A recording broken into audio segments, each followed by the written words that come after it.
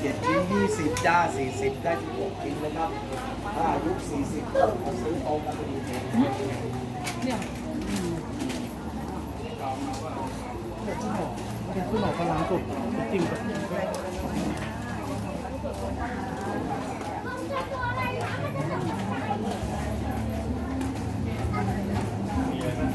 นี่ก็ได้แล้วเนี่ย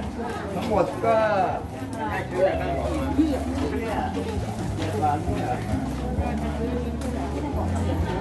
ร้องมาไม่มีนะรุ่นคนแก่ไม่มีผมว่าเรามีเราเนี่ยหิวอ่ะปูอ่ะน่ากิน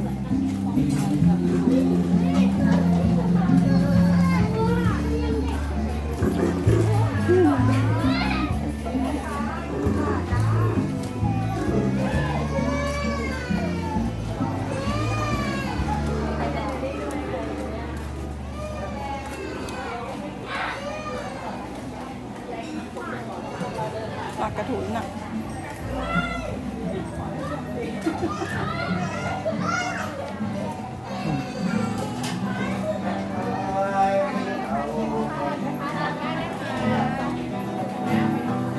รักให้ใครแสนใดก็คงตามไม่เข้าใจมันไปในเส้นทางตามให้เส้นทางเดี๋ยวถ้าเกิดมันติดลูกผมก็อย่าไปลงหมอกนะถ้าเขาตายทางกัน ไปป่ะตรงนี้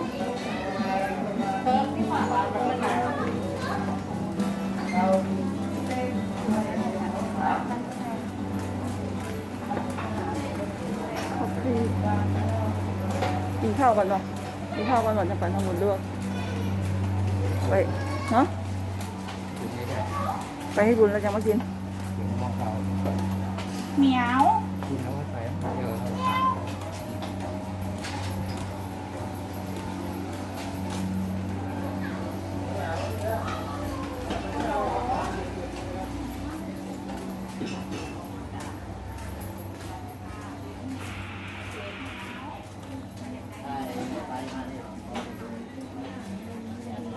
กันประเด็นใช่ไหม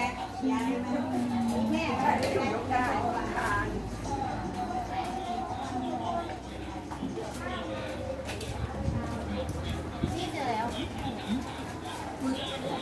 กระเป๋าให้ค่ะ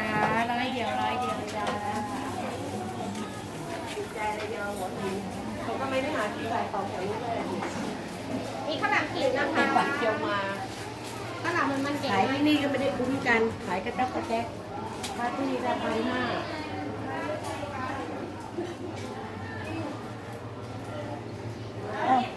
5สองคนนั้นไปเสร็จละ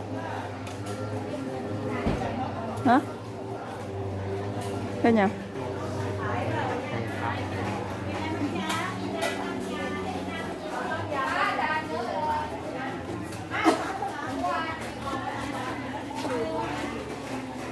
อันนี้25 บาท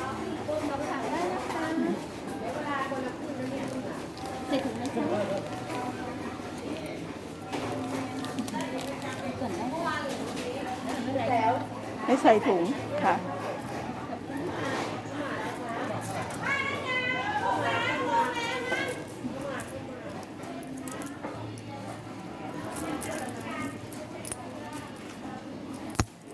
25 บาท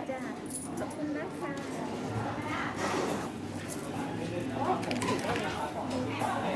สีฟ้าเลย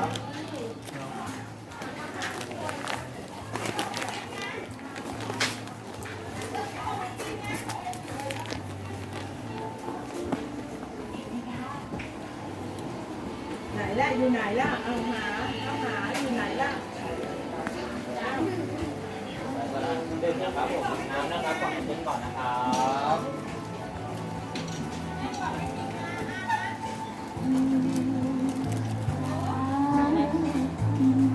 อ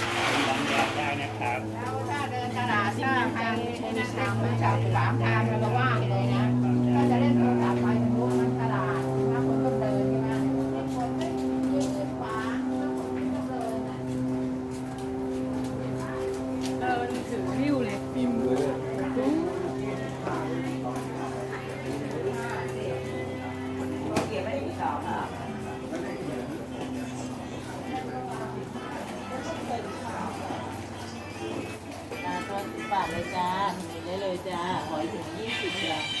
ได้ถึงวันแล้วนะคะปลาตัว10 บาท แล้วก่อนจ้า สติ๊กเกอร์ที่ทำที่ร้าน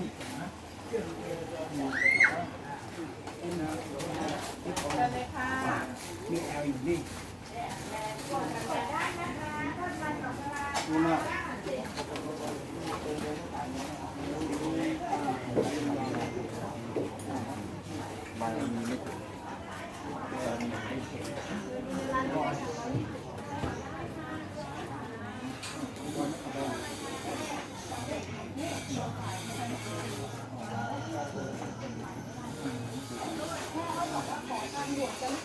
อันนี้สวย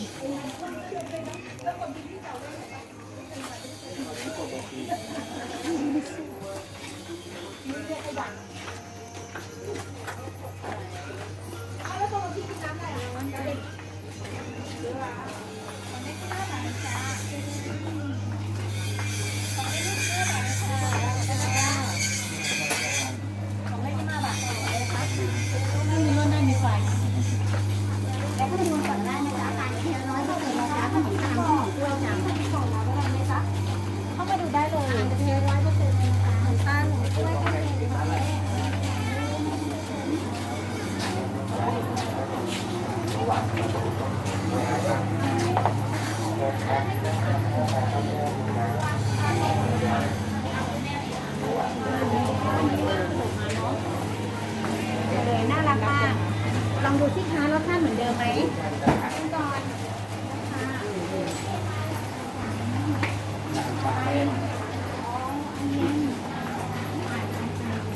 ยังไงได้บ้าง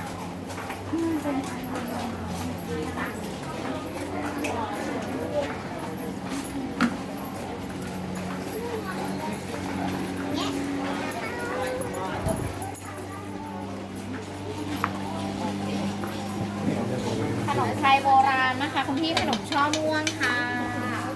แป้งเราจะนุ่มหอมกลิ่นดอกไม้ไส้รสชาติเข้มข้นหอมงามแล้วมันก็จะกินน้ำตาลถึงจะบอกเลย1 เดือนเลือกเลยน้ำมันดอกลาค่ะน้ำมันดอกลาชิมได้แล้วค่ะไปอ่ะ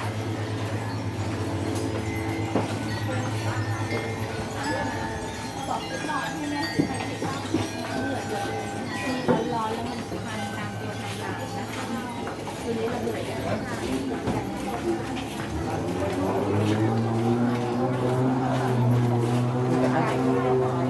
ใส่เสียงใส่ได้ไม่เอา อะไรบ้าง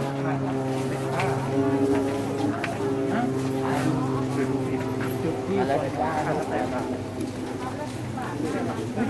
ร้อนนี่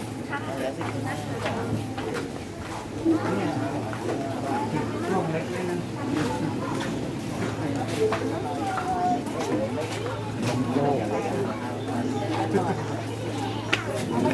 โอ้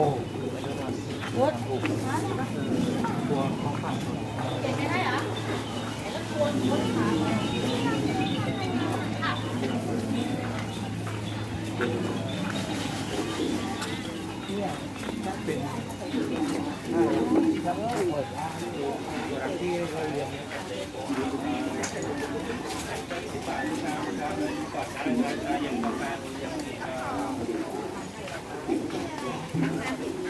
คู่กันได้นะเดี๋ยวช่วยแล้วไข่เจียวหมู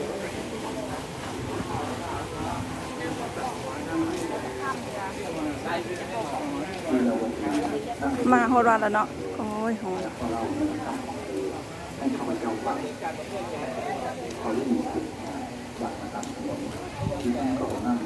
ไปไหว้พระกันเนาะ พิธีกรรมแต่งงานหรืองานศพแต่เมื่อได้ทราบว่าเป็นการแห่ประจานโจรดิฉันยิ่งเอาใจสั่นยิ่งขึ้นดิฉันตกใจแทบสิ้นสติเมื่อได้ทราบว่าท่านเป็นโจรคนหนึ่งในบรรดาโจรที่นั่งไปบนหลังลาดิฉันไม่คิดอะไรทั้งหมด